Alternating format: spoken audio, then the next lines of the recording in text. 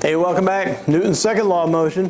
Mr. Stremecki here, talking to you about module 13-1. Now we're going to go over Newton's second law of motion. Newton's second law of motion picks up right where Newton's first law of motion left off. And that's because we never defined. Remember, his first law of motion said an object is going to remain at a constant velocity in a straight direction unless an outside net force acts on it. Now, Sir Isaac Newton sat there and thought, you know what? We better tell everybody what in the world we mean by a net force. What exactly is a net force?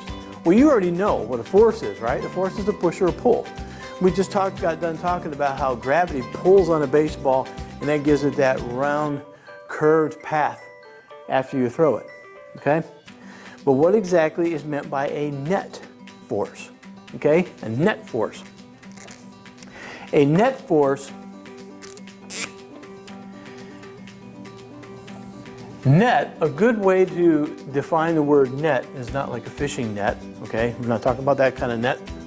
What we're talking about is the grand total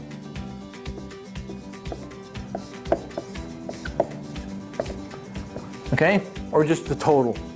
I say the grand total, it could be just the total, it's fine, okay?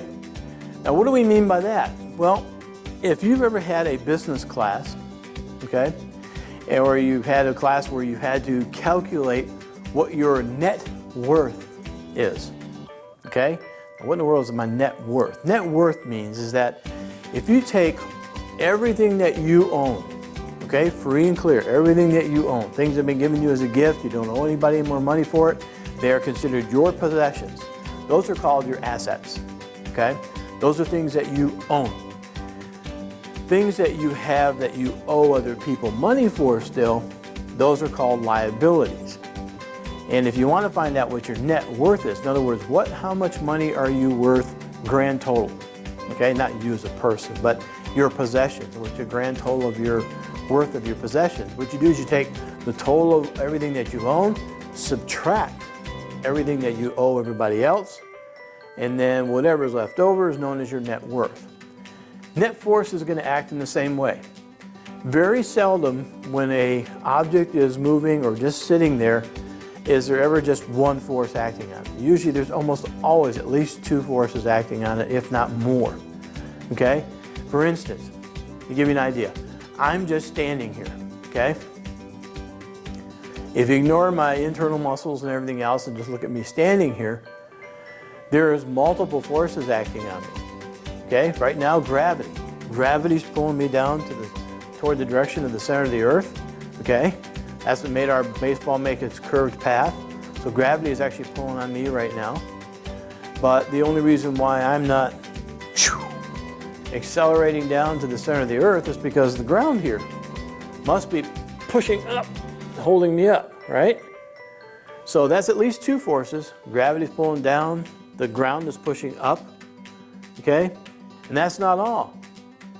But with our atmosphere that we have outside out here, with all this atmospheric pressure we have all the gas that makes up our atmosphere, that's gravity pulls down on that, and it actually squeezes on the outside of your body, called atmospheric pressure.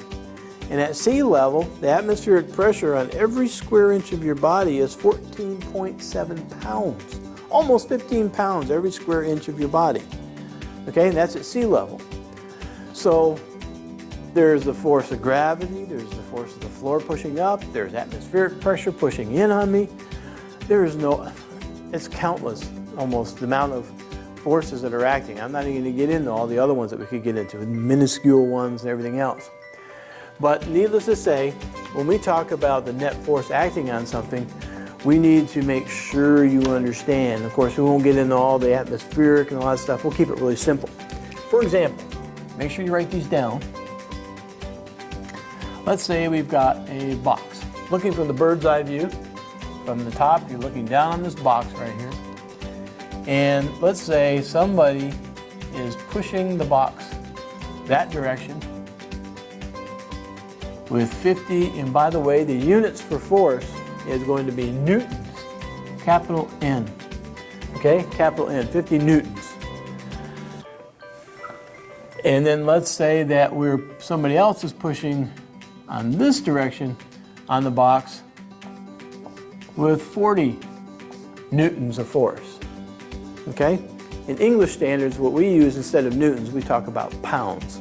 So in your mind, if you want to try and understand this a little better, think about this as being 50 pounds this way and somebody pushing 40 pounds that way. Okay? Just to make it straight. Now, in your expertise and your common sense, which direction is that box going to go?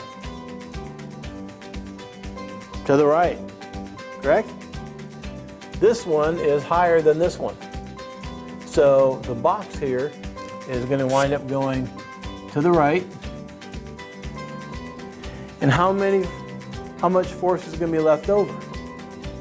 Most of you are already subtracting these two, aren't you? Yeah, because you got 50 going this way, 40 going that way. There's going to be 10 left over going to the right. So we would say 10 newtons going to the right. This is my net force. Okay, that's my net force. Now to write net force, sometimes what I'll do is I'll write a capital F for force, and then the subscript, since there's so many different kinds of forces we're going to talk about, I'll put the little word net in there just so we understand this is the grand total. Okay? Now you don't have to do it this way, but I want to show you, technically speaking, how this is actually done. Okay, especially for those of you thinking about going into physics. What the net force wants us to do is to add up all the forces. They want the net force, they want the grand total. So they want us to sum up. I don't know if you remember this symbol from your math class, but that means sum. In other words, add all of them up. That's all it means, okay? So it wants us to add up all what? All the forces, okay? And if we do that, plus remember in physics, direction means everything, right? We're going to say to the right is positive, to the left is negative. So this force right here going to the right is 50. That would be positive. This one's pushing to the left, which means it would be negative. So if we want to sum up all the forces, we got to add these forces up. So 50 plus negative 40, and our net force is going to be 50 plus negative 40, which would be 10 newtons, which is exactly what you figured out on your own, right? So you don't have to do this right here, this sum of forces. I want to show you technically how that's actually done. So in case you decide to go into physics or you want to go into engineering one day, since you'll be dealing with a lot more forces, a good way to do it to make it easy on yourself is to actually do this sum of forces like that, okay? So you have a good idea what a net force is. You have to add up all the forces to see which direction it's going to go. So let's try another one just to see, instead of just a straight left and right, let's try something a little bit odd. Here's a box, and instead of pushing, we're going to pull this time. Let's say we're going to pull this way with 30 newtons. We're going to pull this way with 40 newtons, and we're going to pull this way with 40 newtons. Now don't sweat it. Just think about it for a minute. All the forces are kind of battling it out, right? There's a sum of all these forces. Well, these two are going to battle it out, right? This one's pulling to the left with 30. This one's pulling to the right with 40. Who's going to win? The 40, right? So the box is going to want to go to the right. Okay? My box is going to want to go to the right because that 40 is bigger than the 30. And what about this 40 down here? Is there any forces pulling up this way? No, there's nothing. So not only is my box going to go to the right, but it's also going to go, it's also going to go down. Okay? It's also going to go down. So that means my box is actually going to go off in that direction right there. How many newtons? You don't really need to have to know that, okay? If you do want to know, then take the physics class that we have, and I'll show you real easy. We're just going to use Pythagorean. We do the 10 newtons up here, we do 40 newtons over here, we find the hypotenuse, piece of cake, easy stuff, okay? Nice stuff. But for now, here in physical science, what they want us to know is which direction will that box go? Well, this force is going to win to the right, and this force right here is going to win down. So it's going to go to the right and down, which is down that way. Okay? That would be its net force. At least its direction. We didn't figure out the number for it. All right, now, the next thing we need to do is go over Newton's second law of motion. Now, Newton's second law of motion is a nice big long paragraph, just like the other one, Newton's first law was. But this one, I think it's easier. This is my preference. But I think it's easier to memorize the equation. F is equal to m times a. Force is equal to mass of the object multiplied by its acceleration. Okay? That's the easiest way. So the way that I like to memorize Newton's second law by looking at the equation is to say, when a force acts on a mass, it's going to cause it to accelerate. Let's write that down so we don't forget that. When a force, in fact, we better say net force acts on a mass,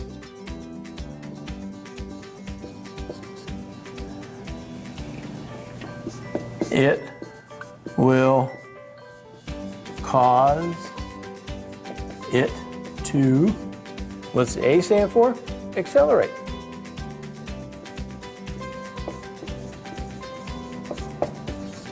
Okay? It'll cause it to accelerate. So when a force acts on a mass, it's going to cause it to accelerate. And just to make sure you understand, what in the world does accelerate mean? If something is accelerating, what's changing? It's velocity, right? It's velocity. So remember, the triangle means change. Okay? So you get a change in velocity. So when a net force acts on a mass, it will cause it to accelerate. Or you should see the speed of that object change. Speed up, slow down, change directions. Something's going to happen. Let's go over a couple examples and we'll be done for today. All right, example number 1. How much force is needed to accelerate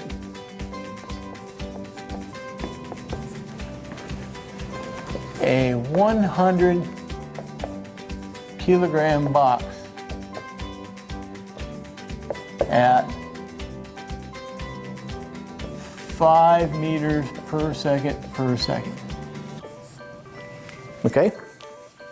Good, simple problem. Now, what do we got here? Well, I like to do again, I like to circle my numbers. I go through the problem, blah, blah, blah, blah, blah, I don't care. Here we go, we got 100 kilograms, da, da, da, da, da. Oh, there's 5 meters per second. Now, kilograms, that's the units for what? That's mass, right? So I'm going to put an M, nice little M, right there for mass. What's a meter per second per second? That's acceleration.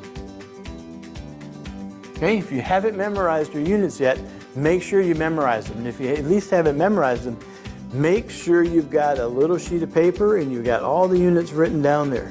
Okay? In other words, a kilogram, and then put a dash, and then put mass. Okay? You've got to start memorizing these and get familiar with these. And what did they ask me to find? How much force? Right there. They want me to find force. So now it tells me which formula to use. I got to use a formula that's got an M, an F, and an A in it. And of course, that's Newton's second law right there. So here we go. F is equal to M times A. The force, I don't know what it is. Just leave that in there. Mass, that's 100. And that right between there gets multiplied by, there's the A, that's 5. So the force is equal to 100 times 5, which of course you know is 500. Now, what are the units? Like I told you, the units for force is going to be newtons. Okay? But let me show you where that comes from. This 100 right here, that was kilograms, right? And then it got multiplied by, right there, by the acceleration, which is kilogram meter per second per second. Wow, that's a big unit. A kilogram meter per second per second. A kilogram meter per second per second. So to make it shorter and easier, scientists decided, you know, let's honor Sir Isaac Newton for coming up with all this. From now on, we're going to call a kilogram meter per second just a Newton. Okay? We're just going to call it a Newton. But just so long as everybody understands that a Newton is actually a kilogram meter per second per second. Okay? Easy enough? Not too bad? Let's try another one.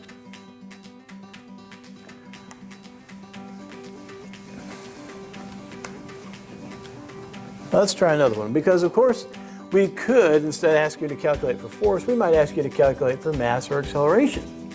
All right, so let's try a second example. Let's say a force of 200 newtons is applied to a 8 kilogram rocket. What will be the acceleration of the rocket?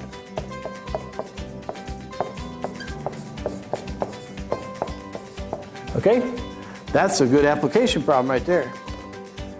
All right, quickly, let's go through. We'll circle our numbers. There's an 8 right here. There's a 200 right there. Now let's identify those, find out what they gave us. Kilograms, I know that's mass. So I'm gonna put a little M right there. 200 newtons, we just learned that's force.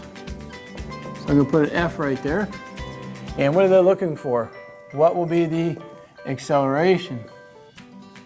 So we're looking for A this time. So let's write down our formula. F is equal to M times A. Now F is what? It's 200. So put the 200 here where the F is. The M, that's the 8 right there. And A, I don't know, so we leave A. So now all we gotta do is figure out 8 times what will give me 200. Well, the way to do that is you gotta get the A by itself. It's attached to the 8 is attached to it by multiplication. So you gotta do just the opposite. Instead of multiply, you gotta divide by 8, both sides. That way the 8 cancels. So 200 divided by 8. I could probably do that in my head, but I wanna hurry up and get through this. And it's 25. So the answer is 25. And of course, we always got to have units on the end of our answers. And what's the units for acceleration? Meter per second per second. Right. Good.